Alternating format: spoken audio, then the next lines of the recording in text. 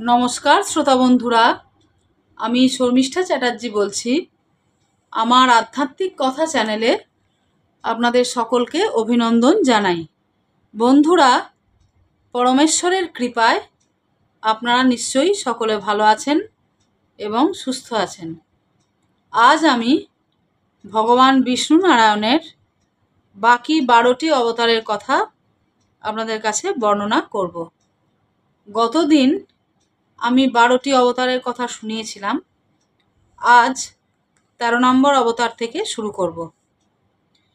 হে কৃষ্ণ করুণা সিন্ধু দীনবন্ধু জগৎপতে গোপেশ গোপিকা কান্ত রাধাকান্ত নমস্তুতে। নমো ব্রহ্মণ্য দেবায় গো ব্রাহ্মণ হিতায় চ জগদ্ধিতায় কৃষ্ণায় গোবিন্দায় নমো নমঃ। 13 নম্বরে ভগবান নারায়ণ নারদ অবতার রূপে অবতীর্ণ হয়েছিলেন। নারদ মুনিকে দেবর্ষি বলা হয়। দেবতাদের মধ্যে থেকেও তিনি ছিলেন ঋষি। দেবর্ষি নারদ অবতারে ভগবান বিষ্ণু নারায়ণ ভক্তির গুরুত্বকে নির্দেশ দেন। দেবর্ষি বীণা নামক বাদ্যযন্ত্রের সাহায্যে ভগবান বিষ্ণু নারায়ণের প্রতি তাঁর ভক্তিপূর্ণ ভালোবাসা থেকে তার নামকে আরও মহিমান্বিত করেছেন। তিনি তার বাহন ঢেঁকির সাহায্যে নারায়ণ নারায়ণ করে চিৎকার করেন, আমরা সকলেই জানি। এবং 3টি লোক যথা স্বর্গ মর্ত পাতালে অবাধে তিনি বিচরণ করেন। তার প্রতি ভগবান নারায়ণের এইটি বর ছিল। 14 নম্বর অবতারে নরনারায়ণ অবতার। ধর্ম ধার্মিকতা রক্ষার জন্য পৃথিবীতে ভগবান বিষ্ণুর যমজ ভ্রাতার অবতার রূপে আবির্ভূত হন। মানব আত্মার নর হলেন দিব্য নারায়ণের চিরন্তন সঙ্গী। নরনারায়ণ বদ্রীনাথের পবিত্র স্থানে তপস্যা করেন। মানবজাতির কল্যাণের জন্য এই 2 অবিচ্ছেদ্য ঋষি পৃথিবীতে অবতার রূপে জন্মগ্রহণ করেন। নরনারায়ণই দাপর যুগে আমরা দেখি অর্জুন এবং ভগবান শ্রীকৃষ্ণ রূপে আবির্ভূত হন। 15 নম্বর অবতার কপিল মুনি অবতার। কর্দম মুনি এবং মাতা দেবহূতির গর্ভে জন্মগ্রহণ করেন ভগবান কপিল মুনি। ভগবান কপিল হলেন সাংখ্য দর্শনের প্রতিষ্ঠাতা।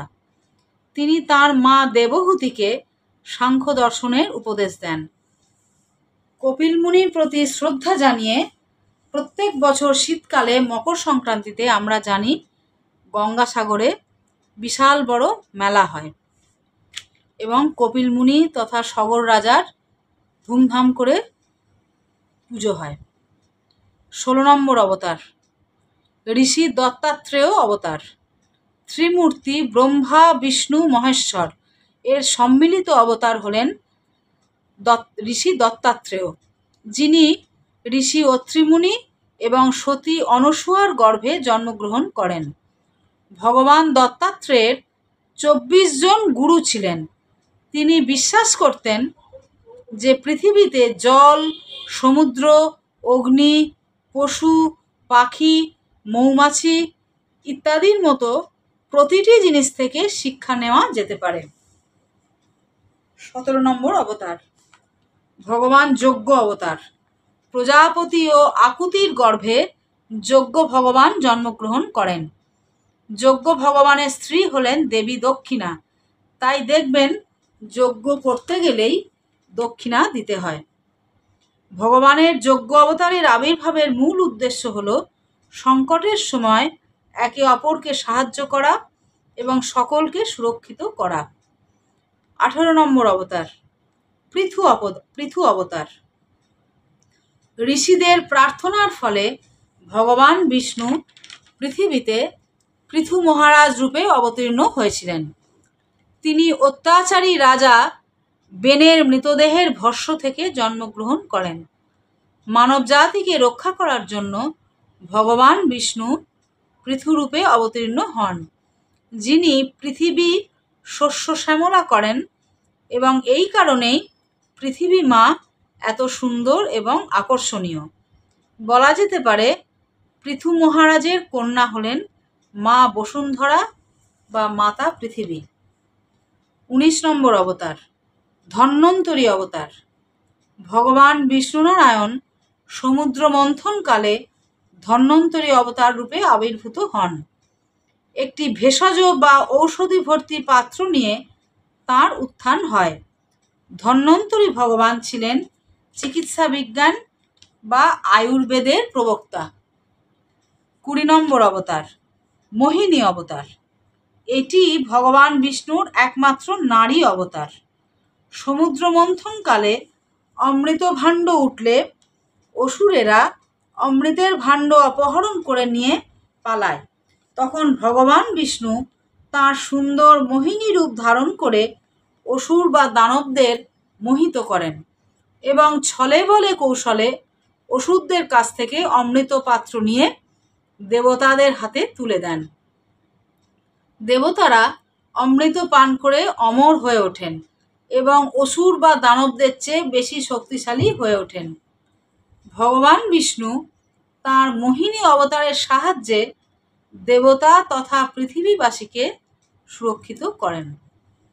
21 নম্বর অবতার কৃষ্ণ দ্বৈপায়ন ব্যাসদেব বা বেদব্যাস। ভগবান বিষ্ণু নারায়ণ এই অবতারটি ধারণ করেছিলেন সনাতন ধর্মের সমস্ত পবিত্র ধর্মগ্রন্থ লিখিত আকারে সংকলন করার জন্য। ঋষি পরাশর এবং মাতা সত্যবতীর গর্ভে বেদব্যাসের জন্ম। বেদব্যাস বেদের বিভাজন করেছিলেন এবং এর শাখাগুলির সম্প্রসারণ করেন। তিনি শ্রীমদ্ ভাগবত সহ 18টি মহাপুরাণ লিখেছেন। তিনি আমাদের মহাভারত মহাকাব্য রচনা করেন। বেদব্যাস শ্লোকগুলি বলেন এবং গণেশ ঠাকুর এগুলি লিপিবদ্ধ করেন। তিনি কৌরব এবং পাণ্ডবদের প্রপিতামহ এবং প্রভু সুখদেব গোস্বামীর পিতা। সুখদেব প্রভু অর্জুনের পৌত্র পরীক্ষিত মহারাজকে 18 পুরাণের মধ্যে শ্রেষ্ঠ পুরাণ শ্রীমদ্ ভাগবত শ্রবণ করান। ব্যাসদেব 7 জন অমর বা চিরঞ্জীবীদের মধ্যে একজন। 22 নম্বর অবতার ঋষভ অবতার। ঋষভদেবের জন্ম রাজা নাভি এবং মারুদেবীর ঘরে। ঋষভদেব পরমহংসের মর্যাদা লাভ করেন, যিনি ক্রোধ নিয়ন্ত্রণকারী সর্বোচ্চ স্তরের তপস্বী ছিলেন। ঋষভদেবকে জিন উপাধিও দেওয়া হয়েছিল, যার অর্থ জ্ঞানী। 23 নম্বর অবতার হংস অবতার। হংস অবতারে ভগবান বিষ্ণু জ্ঞান, কর্ম, ভক্তি আলো দেখিয়েছিলেন সমগ্র পৃথিবীবাসীকে। শেষ হচ্ছে 24 নম্বর অবতার হয়গ্রীব অবতার। ভগবান বিষ্ণুর হয়গ্রীব অবতার হল দেহের আকৃতি নারায়ণের এবং মাথাটি ঘোড়ার মতো। অসুরদের দ্বারা চুরি করা বেদ উদ্ধার করে ভগবান হয়গ্রীব অন্ধকারকে পরাজিত করে আলো ও জ্ঞান ফিরিয়ে দিয়েছিলেন পৃথিবীবাসীকে। নমস্কার। আজ আমি ভগবান বিষ্ণু নারায়ণের বাকি 12টি অবতারের কথা আপনাদেরকে শোনালাম, অর্থাৎ দুদিন মিলিয়ে আমি 24 অবতারের কথাই আপনাদেরকে বললাম। আশা করি আপনাদের ভালো লেগেছে, আপনারা জানতেও পারলেন। সচ্চিদানন্দের কৃপায় আপনারা সকলে ভালো থাকবেন, আনন্দে থাকবেন, সুস্থ থাকবেন। পরের দিন আবার নতুন কোনো কাহিনী নিয়ে আপনাদের সামনে হাজির হব। ওং শ্রী পরমাত্মনে নমঃ।